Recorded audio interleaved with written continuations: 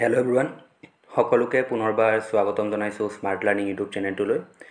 আৰু আজিৰ ভিডিঅ'টো হৈছে যে ফাইনেলি ইণ্টাৰভিউৰ কাৰণে মই সুযোগ পালোঁ আৰু ADRE যিটো আমাৰ ৰিটেন এক্সাম হৈ গৈছিলে তাত কোৱালিফাইড হৈ পেলাই নেক্সট ষ্টেপৰ কাৰণে প্ৰিপেৰেশ্যন কৰাৰ সুযোগ পালোঁ। ঠিক আছে, চ' ইয়াৰ লগতে আৰু এটা টপিকো মই ইয়াত ইনক্লুড কৰিছোঁ যে ADRE যিটো কাট অফ আছিলে সেইটো কিন্তু ভবাতকৈ অনেক বেছি গুচি গৈছে।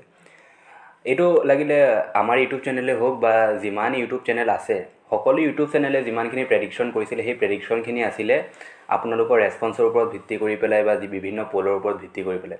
সকলোৱে কিন্তু কাট অফটো কেনেকুৱা কৈ আছিলে, সকলোৱে অৰ্থাৎ যে আমাৰ ইউটিউব চেনেলটো তেনেকুৱা নহয়, সকলো ইউটিউব চেনেলে কৈছে জেনেৰেলৰ কাট অফটো ইমান বেছি যাব পাৰে, ধৰি লওক 75 পৰা 85 বা 80+ থাকিব পাৰে জেনেৰেলৰ কাট অফ ক্লাছ 10ৰ পেপাৰৰ কাৰণে।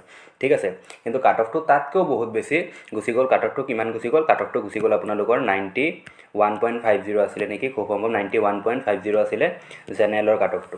আমাৰ জেনেৰেল মেইলৰ কাট অফটো কিমান আছিলে? 91.50 আছিলে। ক্লাছ 10ৰ পেপাৰটো বহুত হাৰ্ড আছিলে, নিগেটিভ মাৰ্কিং এটা সাংঘাতিক বস্তু। নিগেটিভ মাৰ্কিং থকাৰ পাছতো যিটো আমাৰ কাট অফ আছে সেইটো কিন্তু বহুত বেছি বৃদ্ধি পাইছে, যোৱাবাৰতকৈ বহুত বেছি বৃদ্ধি পাইছে।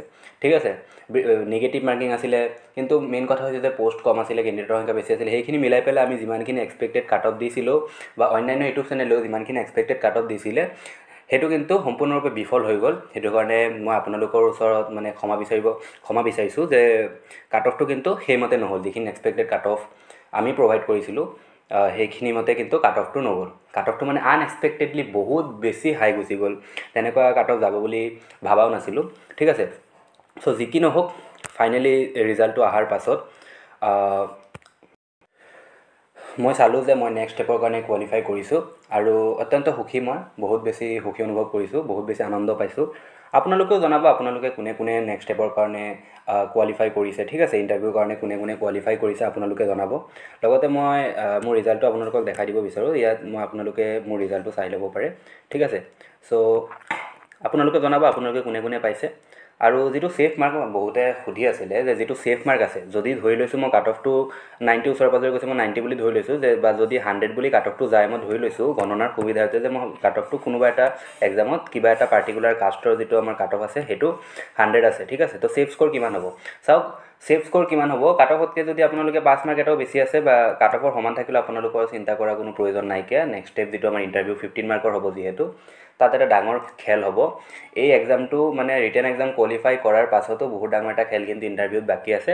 তো যদি 100 কাট অফ গৈছে, আপোনালোকে যদি 103, 104, 105 তেনেকুৱাও যদি আছে, আপোনালোকৰ মানে 15 মাৰ্ক প্লাছ হ'লে আপোনালোকৰ 120 মান হৈ যাব। কাৰোবাৰ যদি 10 মাৰ্ক 15 মাৰ্ক বেছি আছে, তাৰ মানে পোৱাৰ চান্স খুবেই বেছি বুলি মই ভাবোঁ।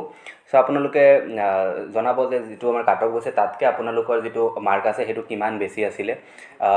আকৌ ইণ্টাৰভিউত আপোনালোকে ইণ্টাৰভিউৰ কাৰণে সাজু হৈ থাকিব। ইণ্টাৰভিউ অতি সোনকালে ইণ্টাৰভিউ ডেটো আপোনালোকক ঘোষণা কৰিব। ঠিক আছে, তাৰ বাবে আপোনালোকক আকৌ বেলেগকৈ এডমিট প্ৰভাইড কৰা হ'ব। ঠিক আছে, চ' এইখিনি আছিলে ভিডিঅ'টোত আজিৰ। ইয়াতে আৰু এটা কথা মই ক'ব বিচাৰোঁ, ধৰি লওক পষ্ট আছে, ধৰি লৈছোঁ 2000 বা 3000 তেনেকুৱামান পষ্ট ওলাব, বা 5000 ধৰি লৈছোঁ মই পষ্ট ওলাব। এইবাৰ টোটেল পষ্ট কিমান আছিলে? টোটেল পষ্ট আছিলে 12,600 টোটেল পষ্ট আছিলে। আৰু এপ্লাই কৰিব ধৰি লওক আপোনালোকে 25 লাখ এপ্লাই কৰিব। ঠিক আছে, চব পষ্ট মিলাই পেলাই যিটো আমাৰ HS-ৰ যিটো এক্সাম হৈ গৈছিলে তাত 11 লাখে এপ্লাই কৰিছে, ক্লাছ 10তো 8 লাখে এপ্লাই কৰিছে, চব মিলাই পেলাই 20 লাখৰ ওপৰত কেণ্ডিডেটে হৈ যায়। চ' ইমান এটা ভাষ্ট নাম্বাৰ, ইমান কেণ্ডিডেটে এপ্লাই দিয়াৰ পাছত পষ্টৰ সংখ্যা তুলনামূলকভাৱে অলপ কম থকা দেখা যায়। সেইবাবে কাট অফটোতো বহুত বেছি হাই গ'ল, সেইকাৰণে আনএক্সপেক্টেডলি ভাবা নাছিলোঁ ইমান বেছি হাই যাব বুলি। তো কাট অফটো ইমান বেছি হাই গ'ল, লগতে সকলোৱে চাকৰি নাপায়। চ' আপোনালোকে বহুতে হয়তো চাকৰি পোৱা নাই। চ' আপোনালোকে কি কৰিব, আপোনালোকে যুঁজি আছিলে, আপোনালোকে যুঁজি থাকক। আপোনালোকে ADRE 2.0 যদি কাৰোবাৰ যদি নাম অহা নাই, আপোনালোকে মন বেয়া নকৰি পেলাই মে' মাহতে নতুন এডভাৰটাইজমেণ্ট ওলাব ADRE 3.0ৰ কাৰণে, তাৰ বাবে আপোনালোকে প্ৰিপেৰেশ্যন কৰি থাকক। ঠিক আছে, আৰু লগতে আপোনালোকে প্ৰে' কৰিব যাতে যিটো আমাৰ নেক্সট ষ্টেপ আছে, মই যাতে নেক্সট ষ্টেপতো ভাল প্ৰদৰ্শন কৰিব পাৰোঁ, ইণ্টাৰভিউ যাতে ভাল প্ৰদৰ্শন কৰিব পাৰোঁ। ঠিক আছে, আপোনালোকৰ কিন্তু প্ৰে' লাগিব, আপোনালোকে আশীৰ্বাদ কৰিব যাতে মই ইণ্টাৰভিউত এটা মানে ভালদৰে পাৰফৰ্মেঞ্চ দি পেলাই যাতে চাকৰিটো যাতে ক্লিয়াৰ কৰিব পাৰোঁ। আপোনালোকে তাৰ বাবে প্ৰে' কৰিব, আপোনালোকে আশীৰ্বাদ কৰিব। ঠিক আছে, আৰু এইখিনিয়ে ক'ব বিচাৰিছিলোঁ আজিৰ ভিডিঅ'টোত। আজি ভিডিঅ'টো কেনেকুৱা লাগিছে আপোনালোকে জনাব কোনে কোনে কোৱালিফাই হ'লে আপোনালোকে সেইটো জনাব যিসকলে কোৱালিফাই হোৱা নাই তেওঁলোকে কিন্তু নেক্সট ষ্টেপৰ কাৰণে নেক্সট এক্সামৰ কাৰণে প্ৰিপেৰেশ্যন কৰি থাকিব মন বেয়া নকৰিব ইমান ডাঙৰ এটা এক্সামত আপোনালোকে ভাগ লৈছে আপোনালোকে ভালকৈ গৈ পেলাই এক্সাম দিছে আপোনালোকে প্ৰিপেৰেশ্যন কৰি পেলাই এক্সাম দিছিলে সেইটো এটা বহুত ডাঙৰ কথা ঠিক আছে নিগেটিভ কিছুমান কমেণ্ট ইগন'ৰ কৰিব যি বহুত থাকিব তেনেকুৱা নিগেটিভ কমেণ্টবিলাক ইগন'ৰ কৰিব আপোনালোকে যে পৰীক্ষাটোত গৈ পেলাই বহিছে আৰু মানে আপোনালোকে ক'ব পাৰে যে অশেষ চেষ্টা কৰি আপোনালোকে এক্সামটো দিছে কোনোবাই কোৱালিফাই হৈছে কোনোবাই কোৱালিফাই হোৱা নাই এইটো ডাঙৰ কথা নহয় এক্সামটো আপোনালোকে দিছে সেইটো ডাঙৰ কথা আৰু নেক্সট ADRE 3.2 সোনকালে হ'ব মে' মাহত যেটো ওলাই যাব মই অলৰেডি কৈছে তাৰ কাৰণে আপোনালোকে প্ৰিপেৰেশ্যন কিন্তু ষ্টাৰ্ট কৰি দিব পাৰে ঠিক আছে সো ওভাৰঅল ভিডিওটো কেনেকুৱা লাগিছে আপোনালোকে জনাব যদি ভিডিওটো ভাল লাগিছে ভিডিওটো লাইক কৰিব চেনেলটো যদি প্ৰথমবাৰ আহিছে চেনেলটো সাবস্ক্ৰাইব কৰি ল'ব ঠিক আছে